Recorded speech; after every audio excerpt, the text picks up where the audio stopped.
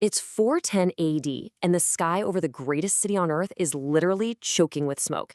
For the first time in 8 centuries, the unthinkable has happened. The gates of Rome have been breached, and the Visigoths are pouring into the streets. Yeah, it's absolute chaos. For 3 terrifying days, the Eternal City is violently sacked. They're looting its treasures, the citizens are starving and completely desperate. In this explainer, we're acting as history's detectives, because you really have to wonder, how does a superpower of 1.9 million square miles with the most complex administrative state ever built just collapse? Right, and that brings up the ultimate debate. Was this an inevitable systemic rot, which is absolutely what I believe? Or was it, as I'm going to argue today, a series of fatal, deeply human errors? So, if we want to grasp the sheer scale of the dysfunction here, we've got to look at the staggering human incompetence at the very top of the food chain. Picture this. While Rome is literally burning to the ground, a frantic messenger rushes to the Western Roman Emperor Honorius. He's hiding out safely in the city of Ravenna. The guy bursts in and yells, "Rome has perished!" And you'd naturally think Honorius is completely distraught, right? Oh, he is, but not because the crown jewel of his empire has just fallen. He cries out, "But she just ate from my hand." See, Honorius genuinely thought the messenger meant his favorite pet chicken, whose name just so happened to be Roma. When he finally realizes it's just the actual city of Rome that's been destroyed, he's visibly relieved. Wait, hold on. No way. He was relieved because his chicken was safe. Exactly. I mean, you really have to ask yourself, how does an empire survive when its elites are this apathetic and just completely out of touch with the suffering of their own people? Well, that leads us right into part 1, the doomed pyramid scheme. Let's get into it. Now, okay, an emperor caring more about a chicken definitely shows in confidence. But to really understand why Rome burned, we have to look past the emperors and examine the actual foundation they were standing on.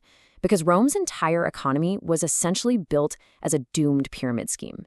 There is this massive contrast between an expanding Rome and a stagnating Rome, and this is a surprising truth they usually don't teach you in school.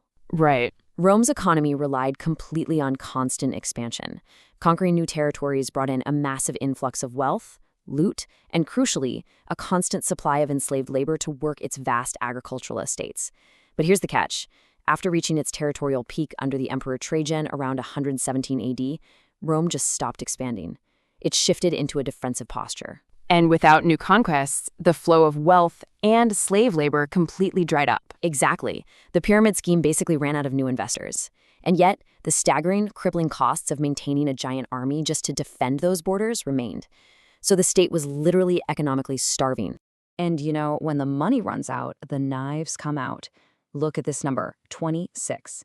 In a span of just 50 years, during what we call the crisis of the 3rd century, Rome had an astonishing 26 legitimate claimants fighting for the throne.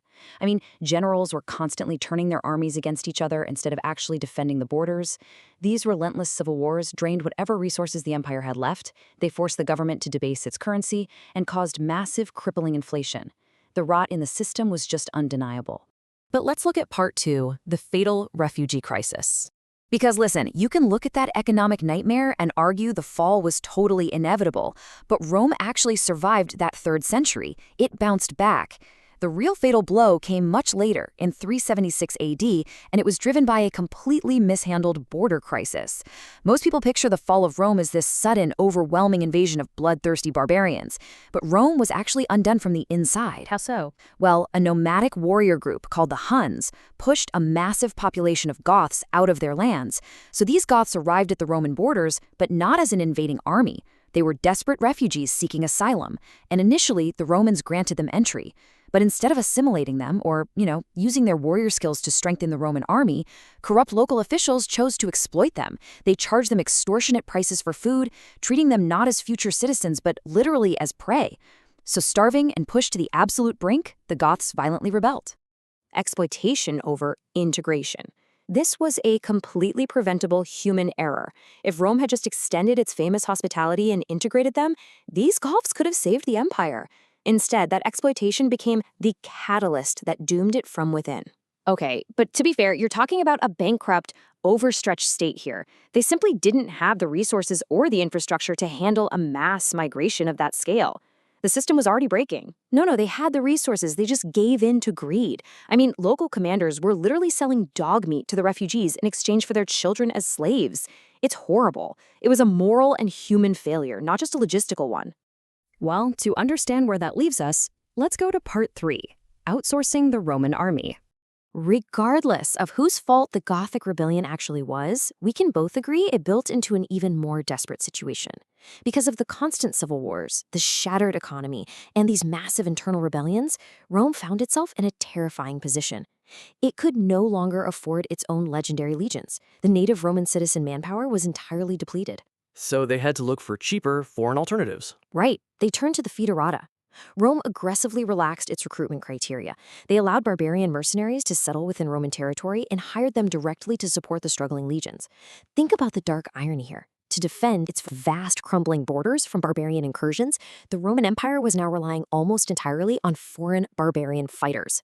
And this brings us to another catastrophic failure in human judgment. Look at the flaws here. These outsourced troops often had never even stepped foot in the city of Rome. They didn't care about Roman history, or the Senate, or the Pax Romana. They were loyal only to their direct commanders, and they fought strictly for pay. Which goes right back to the economic rot I was talking about. The state couldn't pay them. Exactly. And when the bankrupt Roman state inevitably failed to cut those chucks, what did they do? They just turned their weapons against the empire. The very shield Rome bought to protect itself became the sword that gutted it. And that sets the stage for part 4, the boy who lost Rome. So, we are in the final chapter of this explainer, and the year is 476 AD. This is the incredibly anticlimactic end to their greatest empire of the ancient world. Meet the last Western Roman emperor, Romulus Augustulus. Guys, he is just 16 years old, a literal child. And he didn't conquer his way to the throne. His father, a military commander named Orestes, just placed him there as a puppet. Meanwhile, right outside the palace doors, the unpaid foederati, those foreign mercenaries Rome had come to rely on, are aggressively demanding land in Italy as compensation to settle down. And Orestes makes a fatal miscalculation. He refuses their demand. So the barbarian general Odoacer leads his troops against Orestes, successfully kills him, and marches right in to confront the teenage emperor. But here's the crazy part. There's no epic final battle. There's no glorious last stand of the Praetorian Guards, none whatsoever. Odoacer simply deposes the boy. He actually spares his life, gives him a pension, and sends him away to live with relatives in Campania. And then comes the ultimate insult. Odoacer boxes up the imperial insignia of Rome and just mails it to the Eastern Emperor in Constantinople. He basically mailed them a letter saying, yeah, we don't need an emperor in the West anymore, just a whimper. So we've traced the autopsy of an empire. You have the inevitable rot of a bloated economy running a broken pyramid scheme that finally collapsed under its own weight, combined with staggering human errors. Corrupt officials exploiting refugees, outsourcing national defense to mercenaries, and an elite class so apathetic they literally cared more about their pet chickens than their perishing cities. Now look at the modern world. Economic inflation, complex border crises, leaders who seem completely detached from the realities of everyday citizens. When you connect the dots of Rome's fall, you have to ask yourself, could it happen again? We'll leave you to ponder that.